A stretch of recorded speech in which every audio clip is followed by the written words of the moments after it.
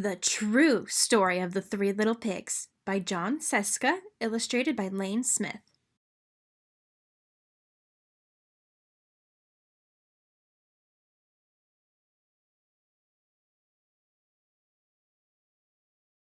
Everybody knows the story of the three little pigs, or at least they think they do.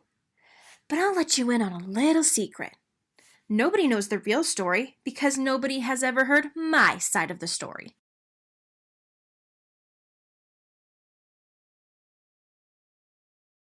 I'm the wolf, Alexander T. Wolf.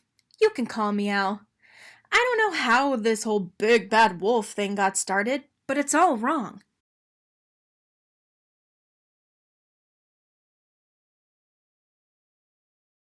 Maybe it's because of our diet.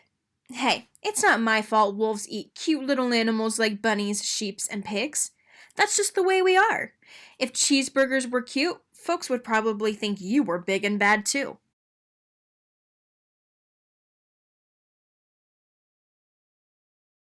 But like I was saying, this whole big bad wolf thing is all wrong. The real story is about a sneeze and a cup of sugar.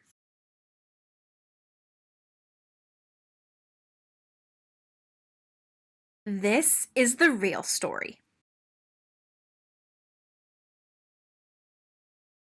Way back once upon a time, I was making a birthday cake for my dear old granny. I had a terrible sneezing cold. I ran out of sugar.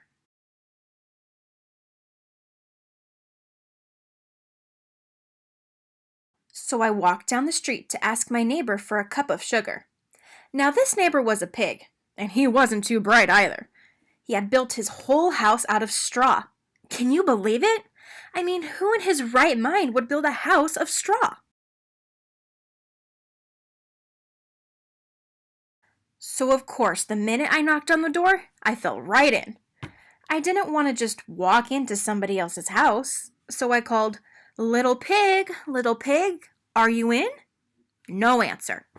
I was just about to go home without the cup of sugar for my dear old granny's birthday cake.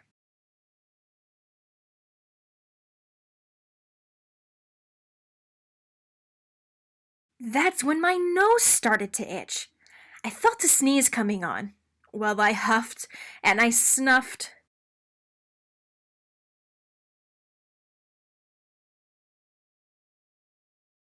And I sneezed a great sneeze.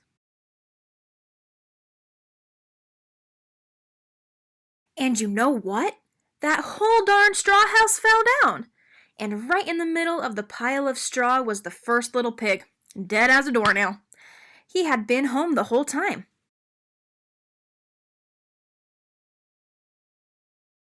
It seemed like a shame to leave a perfectly good ham dinner lying there in the straw, so I ate it up. Think of it as a cheeseburger just lying there.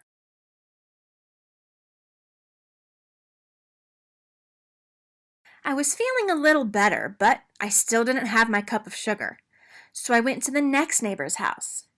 This neighbor was the first little pig's brother. He was a little smarter, but not much. He had built his house of sticks. I rang the doorbell on the stick house. Nobody answered. I called, Mr. Pig, are you in? He yelled back, Go away, wolf, you can't come in. I'm shaving the hairs on my chinny chin chin.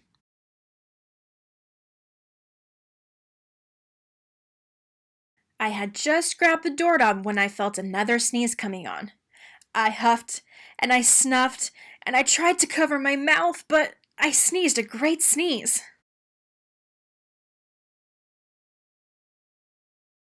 And you're not going to believe it, but this guy's house fell down just like his brother's. When the dust cleared, there was the second little pig, dead as a doornail. Wolf's honor. Now you know food will spoil if you just leave it out in the open, so I did the only thing there was to do. I had dinner again. Think of it as a second helping. I was getting awfully full, but my cold was feeling a little better, and I still didn't have that cup of sugar for my dear old granny's birthday cake. So I went to the next house. This guy was the first and second little pig's brother. He must have been the brains of the family. He had built his house of bricks.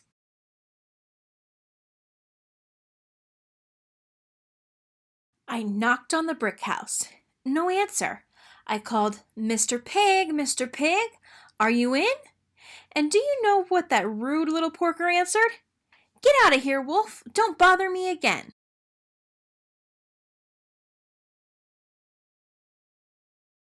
Talk about impolite. He probably had a whole sack full of sugar, and he wouldn't even give me one little cup for my dear sweet old granny's birthday cake.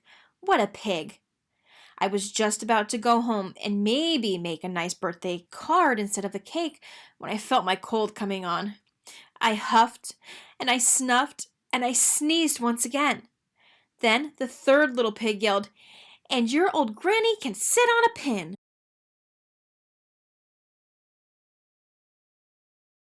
Now, I'm usually a pretty calm fellow, but when somebody talks about my granny like that, I go a little crazy.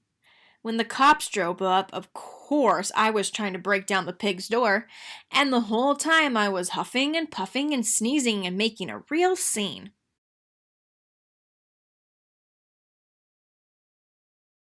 The rest, as they say, is history.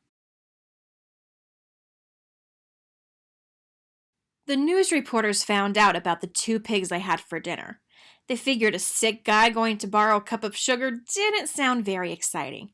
So they jazzed up the story with all of that huff and puff and blow your house down. And they made me the big bad wolf. That's it. That's the real story. I was framed.